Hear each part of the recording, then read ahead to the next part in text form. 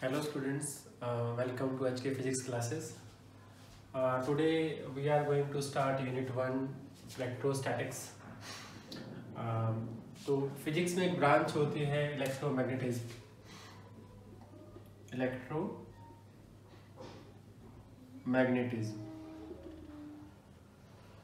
इस ब्रांच में फिजिक्स के हम क्या क्या पढ़ते हैं, चार्जेस की प्रॉपर्टीज़ के बारे में डिस्कस करते हैं कि चार्जेस कैसे कैसे किन किन कंडीशंस में कैसे बिहेव करने वाला है. इसको हम दो पार्ट्स में डिवाइड कर सकते हैं. एक है इलेक्ट्रोस्टैटिक्स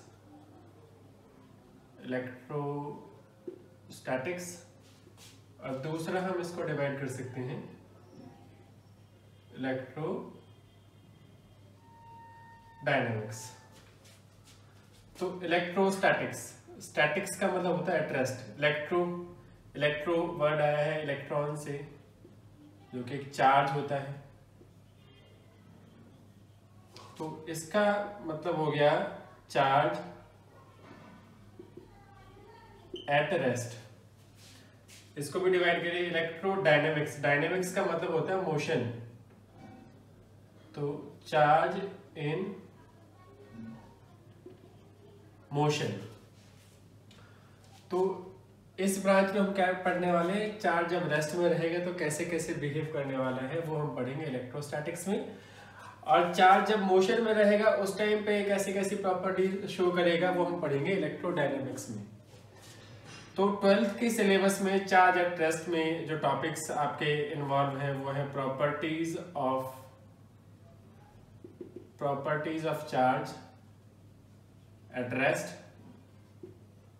फिर हम पढ़ेंगे गॉसेस थ्योरम, गॉसेस लॉ. उसके बाद हम करेंगे इसमें कैपेसिटर. ये आपका फर्स्ट यूनिट है. ये पूरा का पूरा ये जो चीज लिख दिया है ये फर्स्ट यूनिट है. चार्ज इन मोशन के लिए हम पढ़ेंगे करंट इलेक्ट्रिसिटी, यूनिट 2 है. उसके बाद हम पढ़ेंगे magnetic effects of current and magnetism. ये आपका यूनिट 3 है. फिर आएगा electromagnetic induction and AC alternating current. ये यूनिट 4 है आपका.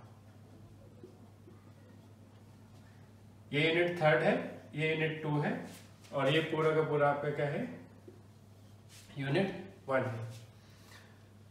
तो चार्ज में आपकी नियरली अबाउट 4 यूनिट्स कवर हो गई है. बाकी और भी आगे आएगा, वो बाद में डिस्कस करेंगे. तो अभी तो बेसिक तो यही है.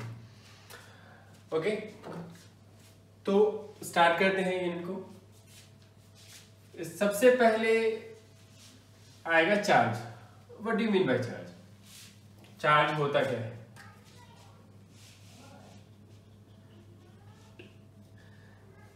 This is the property carried by elementary particles of matter, which gives rise to electric force for various objects.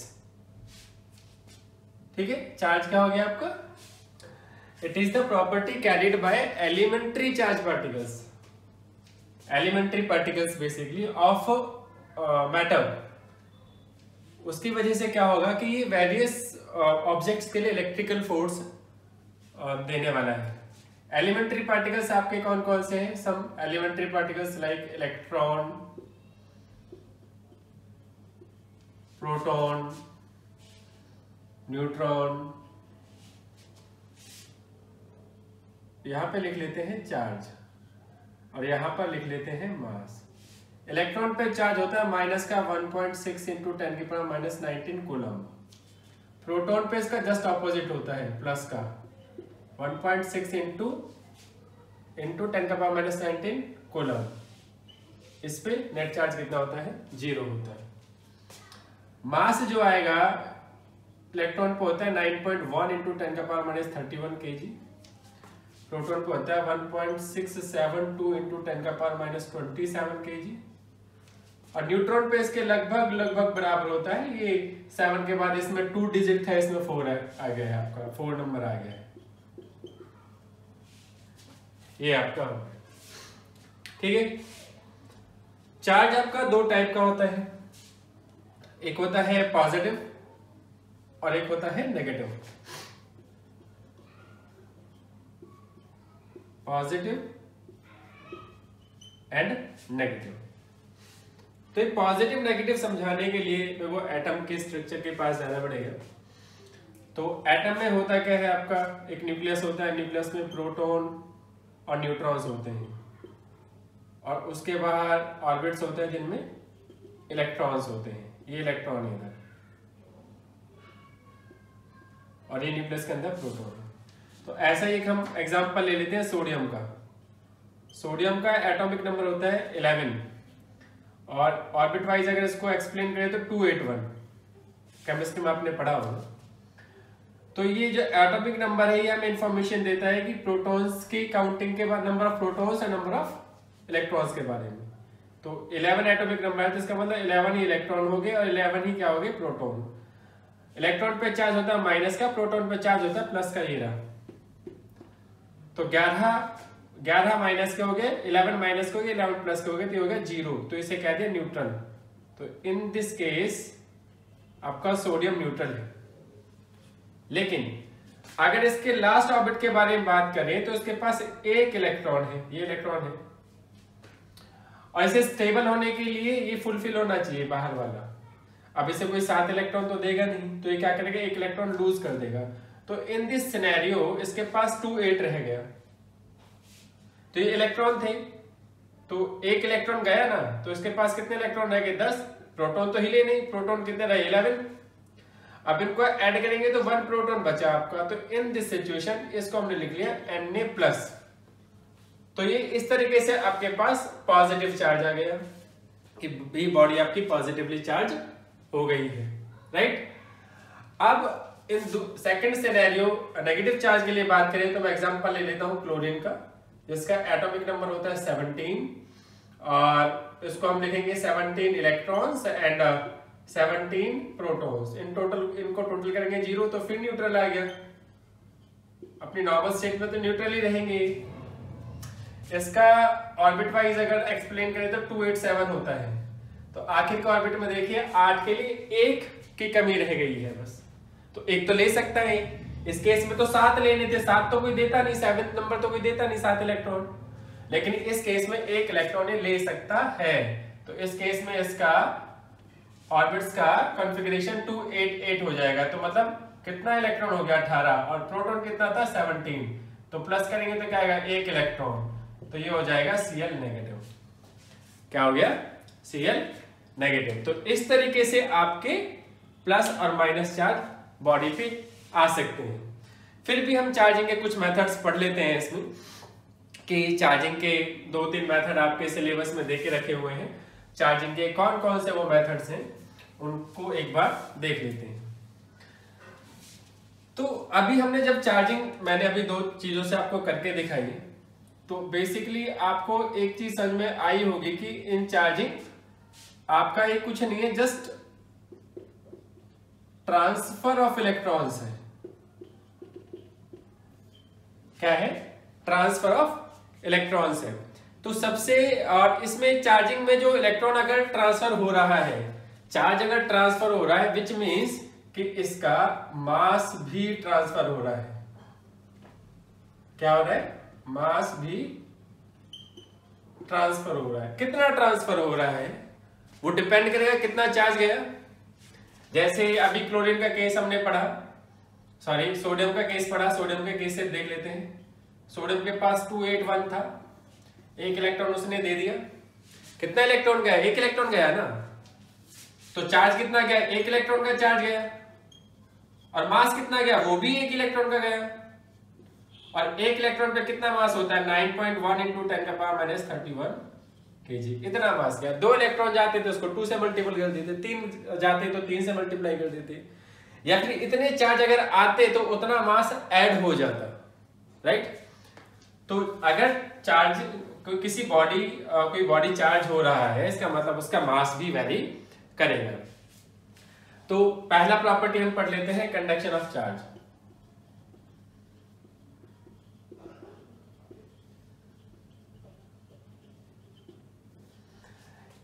एक बॉडी ले लीजिए जिसपे आपका प्लस का चार्ज है,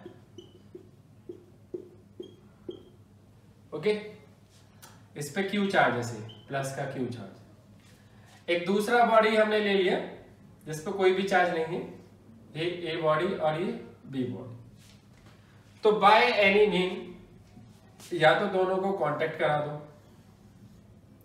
या फिर दोनों के बीच में क्या लगा दो, कोई वायर लगा दो, कंडक्टिंग वायर, जो चार्ज को कैरी करके दूसरी बॉडी को दे सके। तो ये वाला केस पढ़ लेते हैं, दोनों केस सेम ही है। अब दोनों ही कंडक्टर है, एक होता है आपका कंडक्टर, मटेरियल में दो चीजें आती हैं आपकी, कंडक्टर और इंसुलेटर। हालांकि एक तीसरी चीज भी होती है सब कंडक्टर, बट अभी तो यही देख लीजिए। कंडक्टर में क्या होता है कि आपका जो फ्लो ऑफ चार्ज है वो बहुत इजीली हो जाता है, और इंसुलेटर में क्या है, फ्लो ऑफ चार्ज नहीं होता, जहां चार्ज है वहीं रहेगा। अगर इंसुलेटर में चार्ज को फ्लो कराना है, मोशन में लेके आना है, तो you need external agency, external agent आपको डालना पड़ेगा।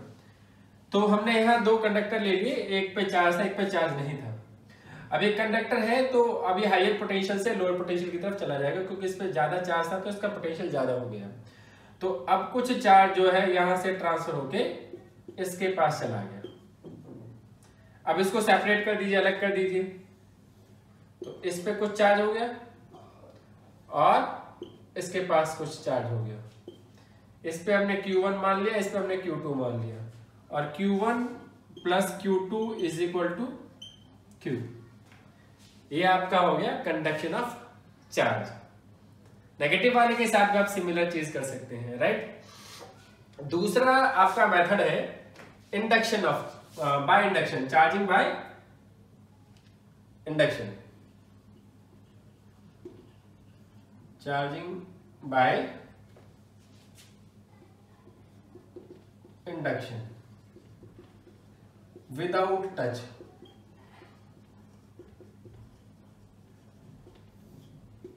इसमें क्या रहेगा, इसमें आपने एक अनचार्ज बॉडी ले ली, ठीक है, और इसके पास हम क्या लेके गए, एक नेगेटिवली चार्ज रॉड लेके गए। नेगेटिवली चार्ज रॉड लेके गए तो ये क्या करेगा, एक इलेक्ट्रोस्टैटिक का फंडामेंटल लॉ है, इलेक्ट्रोस्टैटिक्स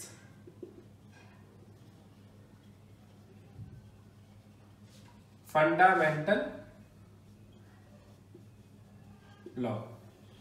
फंडामेंटल लॉ क्या है कि सिमिलर काइंड ऑफ चार्जेस ये करेंगे आपके रिपेल, और ऑपोजिट काइंड ऑफ चार्जेस ये क्या करेंगे,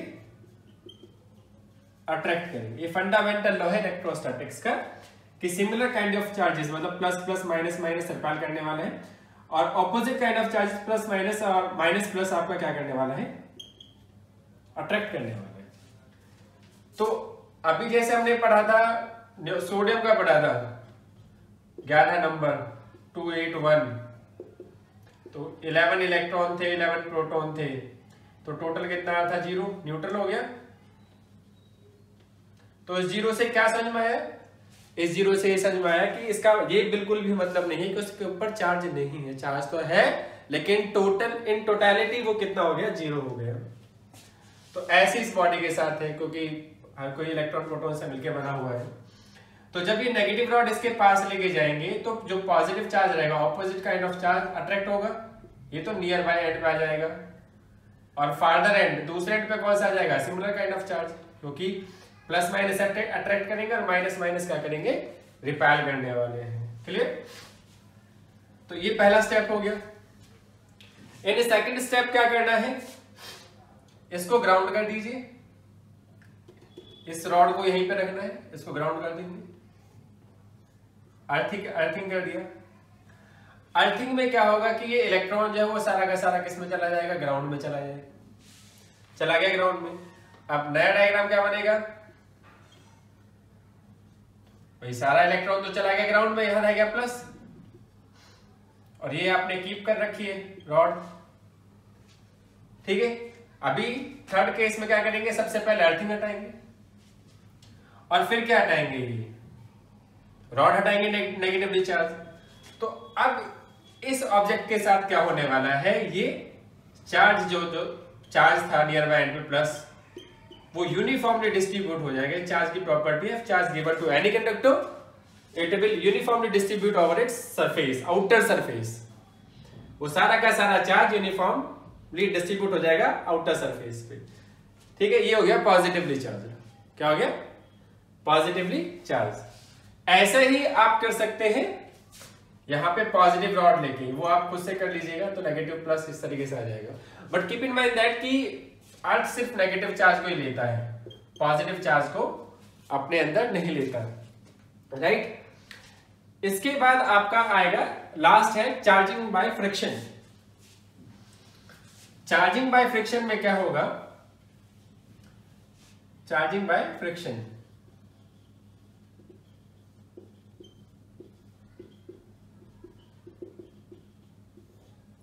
when two bodies rub with each other, तो उसमें इलेक्ट्रॉन का ट्रांसफर एक बॉडी से दूसरी बॉडी में चला जाएगा। कि भाई कोई भी दो बॉडी मैंने रब करी, मान लीजिए मैंने ग्लास रॉड को रब किया, ग्लास रॉड को रब किया सिल्क क्लॉथ के साथ, तो इस केस में क्या होगा, एक बॉडी से इलेक्ट्रॉन निकलेगा दूसरे में चला जाएगा। जैसे हम पढ़ रहे हैं चार्जिंग क्या है, just a transfer of electron. और ट्रांसफर ऑफ इलेक्ट्रॉन में अगर आपने गौर किया हो तो क्या हुआ है, इलेक्ट्रॉन ही भाग रहा है इधर उधर, और कोई नहीं भाग रहा। तो जो बॉडी नेगेटिव हो गई, नेगेटिवली चार्ज हो गई, उसके पास एक्सेस ऑफ इलेक्ट्रॉन्स हो गया, राइट। और जो बॉडी पॉजिटिवली चार्ज हो गई, उस पर डिफिशियंसी हो गई इलेक्ट्रॉन्स की। समझ में है? तो एक इलेक्ट्रॉन ले रहा है, एक इलेक्ट्रॉन दे रहा है। तो जो इलेक्ट्रॉन ले रहा है उसमें इतनी कैपेसिटी है कि वो दूसरे से इलेक्ट्रॉन को निकाल सकता है, तो उसका वर्क फंक्शन हो गया हाइयर। वर्क फंक्शन क्या हो गया? हाइयर। और जो इलेक्ट्रॉन को होल्ड नहीं कर पा रहा है, दे रहा है, उसका वर्क फंक्शन हो गया लोअर, राइट। इसके बाद क्या होगा आपका कि हमने मान लीजिए ग्लास रॉड को सिल्क क्लॉथ के साथ रब किया, फ्रिक्शन किया। In rubbing both of glass rod और सिल्क क्लॉथ, आप सिल्क क्लॉथ आपका क्या हो जाएगा, चार्ज अप हो जाएगा। तो आपका जो सिल्क क्लॉथ है इस पर आ जाएगा नेगेटिव चार्ज। क्या आएगा? Negative charge. इस पर आएगा पॉजिटिव चार्ज, और दोनों पे बराबर चार्ज आएगा, क्योंकि जितना इलेक्ट्रॉन इसने दिया है इसको, उतना ही तो इससे निकला है, तो बराबर चार्ज आने वाला। तो इस पे क्वेश्चन भी है। क्वेश्चन क्या है कि ग्लास रॉड रब्ड विद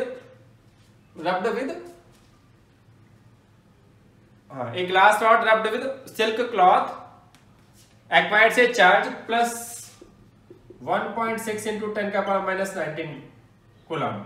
कि ग्लास रॉड को सिल्क क्लॉथ के साथ रब किया गया है, तो उसके ऊपर कितना चार्ज आ गया है, ग्लास रॉड के ऊपर प्लस का 1.6 into 10 का power minus 19 coulomb. What is the charge on the silk? तो सिल्क पे चार्ज कितना आएगा आपको ये बताना है। तो सिल्क पे चार्ज कितना आएगा, इसका जस्ट ऑपोजिट। तो आप आंसर क्या लिखेंगे? आप आंसर लिख देंगे कि the charge on silk cloth is this. अगर पूछा जाए व्हाई, रीजन पूछा जाए, तो आप क्या लिखेंगे? The work function of silk cloth is higher, that's why it acquires negative charge, and the work function of glass rod is lower, so it acquires positive charge. और वर्क फंक्शन क्या होता है आपका? वर्क फंक्शन होता है the minimum amount of energy required to eject an electron from a body. कि कम से कम कितना एनर्जी आप दें किसी भी बॉडी को, मेटल को, कि वो उसको निकाल पाए, इलेक्ट्रॉन को बाहर निकाल पाए। तो बेसिकली चार्जिंग को एक सम अप कर लेते हैं, चार्जिंग के यही मेथड से आपकी। तो बेसिक कॉज क्या है चार्जिंग का? Transfer of electrons.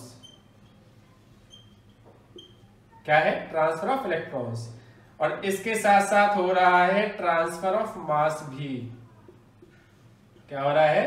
Transfer of mass भी आपका हो रहा है, राइट। तो ये हो गया चार्जिंग के बारे में कि आप किसी भी बॉडी को चार्ज कैसे कर सकते हैं। इसके बाद अब हम देखेंगे प्रॉपर्टीज कि बेसिक प्रॉपर्टीज क्या है चार्ज की। तो सबसे पहली प्रॉपर्टी जो आती है एडिटिविटी ऑफ चार्ज आता है, प्रॉपर्टीज ऑफ चार्ज। सबसे पहली प्रॉपर्टी एडिटिविटी ऑफ चार्ज। तो एडिटिविटी ऑफ चार्ज क्या रहेगा? The total charge on A system, जो सिस्टम पे जो टोटल चार्ज रहेगा वो क्या रहेगा आपका? एल्जेब्रिक सम रहेगा। किसका? चार्जेस का। कौन से चार्जेस का? मान लीजिए जैसे ये कोई सिस्टम है, इसके किसी भी इसके इनसाइड में जितने भी चार्जेस हैं, चाहे प्लस के हैं चाहे माइनस के, कैसे भी हैं, उनका एल्जेब्रिक सम होगा। तो आप इसको ऐसे लिख सकते हैं, Q is equal to Q1 plus Q2 plus Q3 plus so on Q1, right? ऐसे मान लीजिए इसके पास कितना कितना चार्ज है, इनको मैं कुछ नंबर कर देता हूं। प्लस का 2 कूलम, माइनस का 3 कूलम, प्लस का 4 कूलम, माइनस का 1 कूलम, इस तरीके से लिख दिया, राइट? तो इसको कैसे लिखेंगे? Q1 का वैल्यू प्लस का 2 कूलम, ठीक है। Q2 का वैल्यू माइनस का 3 कूलम, प्लस फिर माइनस का 1 कूलम, प्लस कितना 4 कूलम। तो ओपन करिए, 2 coulomb plus minus minus 3 coulomb minus 1 coulomb plus 4 coulomb, कितना आ गया? 4 2 कूलम आ गया, ठीक है। इसको शॉर्ट फॉर्म में सम अप करके कैसे लिख सकते हैं? Q is equal to summation I is equal to 1 up to n। मैंने 1 से स्टार्ट किया था और कॉन्टिन्यूअस फॉर्म में n तक। तो ये आपका चार्ज, एडिटिविटी ऑफ चार्ज। इस चार्ज को सिंपली ऐड कर सकते हैं। रीजन? क्योंकि चार्ज एक स्केलर क्वांटिटी है, ठीक है। वेक्टर क्वांटिटी क्यों नहीं है वो हम सेकंड यूनिट में एक बार डिस्कस करेंगे। चार्ज कैसा क्वांटिटी है? Scalar quantity, just a number, उसको सीधा सीधा ऐड कर सकते हैं।